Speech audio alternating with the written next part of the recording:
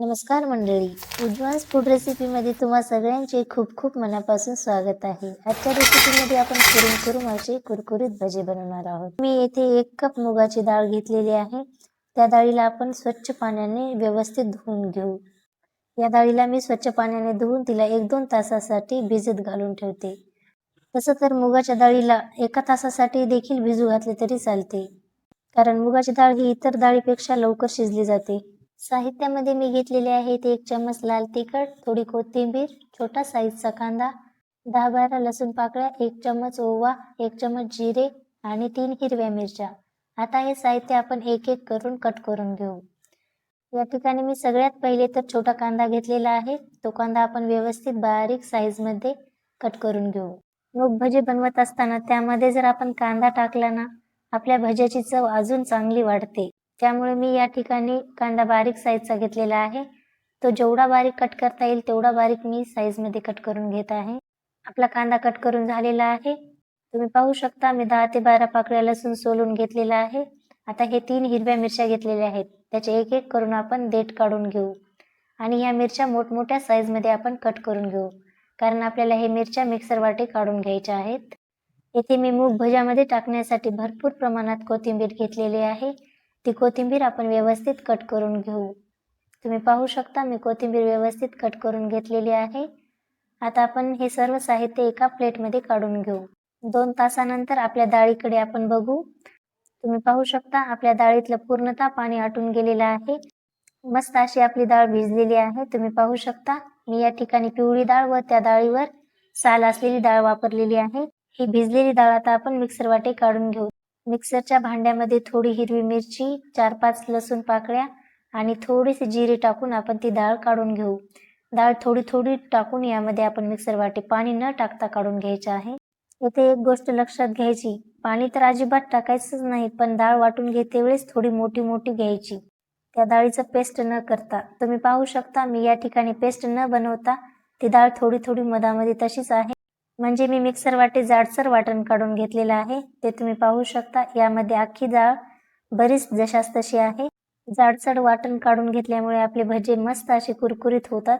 आता आपण या पेस्टमध्ये 1 वाटी बेसन पीठ टाकून घेऊ. अजून एक महत्त्वाची गोष्ट म्हणजे जेवढी आपण मुगाची डाळ घेतलेली आहे त्यापेक्षा बेसन पीठ नेहमी कमीच घ्यायचं. त्यामुळे आपले भजे एकदम कुरकुरीत होत. आता यामध्ये आपण 1 चम्मच ओवा, 1 चम्मच जिरे आणि 1 चम्मच लाल तिखट मी यामध्ये टाकून घेते आणि बारीक कट केलेला कांदा आपण यामध्ये टाकून व्यवस्थित त्याला मिक्स करून घेऊ आणि वरतून भरपूर प्रमाणात कोथिंबीर टाकून घेऊ. तुम्ही पाहू शकता मी यामध्ये कोथिंबीर टाकून घेतलेली आहे. आता आपण यामध्ये चवीनुसार मीठ टाकून घेऊ. चवीनुसार मीठ टाकून आपण त्याला व्यवस्थित मिक्स करू. मिक्स करते वेळेस यामध्ये पाणी टाकायची अजिबात गरज नाही, कारण त्या पेस्टचंच पाणी सुटलेलं आहे. त्यामुळे याला पाण्याची गरज अजिबात नाही.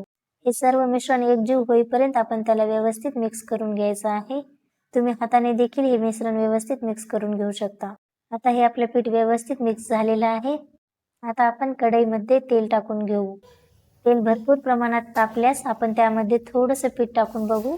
आपलं तेल भरपूर प्रमाणात तापलेलं आहे. आता आपण जे बनवलेले मिश्रण आहे ते यामध्ये थोडं थोडं करून सोडू, म्हणजेच आपले मूग भजे बनवू. आणि भजी तेलात सोडताना गॅस मोठा ठेवायचा. नंतर भजी सोडल्यानंतर लगेच तो मध्यम करून घ्यायचा, कारण सुरुवातीला गॅस मोठा असला की भजी तेल पित नाहीत व नंतर मध्यम आचेवरती आतून मस्त शिजली जातात. 1-2 मिनिटानंतर आता आपण ही भजी परतून घेऊ. या भज्यांना मस्त सोनेरी रंग येईपर्यंत व कुरकुरीत होईपर्यंत आपण ही भजी तळून घेऊ. तुम्ही पाहू शकता आपल्या भज्यांनी मस्त असा कलर आलेला आहे.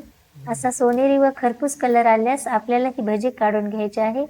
एकदम भारी व कुरकुरीत असे आपले भजे बनलेले आहेत. त्यांना आपण बाजूला काढून उरलेली भजी आपण करून घेऊ. भजी तेलामध्ये सोडते वेळेस भजीचा आकार गोलच आला पाहिजे असं काहीही नाही, कारण वाकडी तिकडी भजी जास्त कुरकुरीत लागतात. जर तुम्हाला जास्तच एक्स्ट्रा कुरकुरीत हवे असतील तर तुम्ही या मिश्रणामध्ये 2 चम्मच तांदळाचे पीठ देखील टाकू शकता, किंवा मिक्सर वाटे डाळ काढण्यापूर्वी 2 चम्मच अख्खी डाळ तुम्ही बाजूला काढून ठेवू शकता व ती अख्खी डाळ नंतर मिश्रणात टाकून तुम्ही भजी बनवू शकता. यामुळे तुमची भजी पाहिजे तशी एक्स्ट्रा कुरकुरीत होतील. ही भजी मध्यम आचेवर दोन्ही बाजूनी सोनेरी व कुरकुरीत रंग होईपर्यंत आपल्याला तळून घ्यायचं आहे. एकदम भारी असा आपल्या भज्यांना कलर आलेला आहे. दोन्ही बाजूनी आपली भजी तळून झालेली आहे. आता आपण त्यांना हळूवार काढून घेऊ. ही गरमागरम व कुरकुरीत भजी आता आपण एका प्लेटमध्ये काढून घेऊ. ही आपली भजी मस्त अशी वरून कुरकुरीत व आतून थोडंही तेल न राहता बनलेली आहेत. एकदम गरमागरम अशी गरमागरम कुरकुरीत मूग भजी खायला कोणाला नाही आवडणार. तुम्ही पण ही रेसिपी नक्की आजच ट्राय करा आणि उज्ज्वल फूड रेसिपीला सबस्क्राईब करायला विसरू नका. पुन्हा भेटू पुढच्या रेसिपी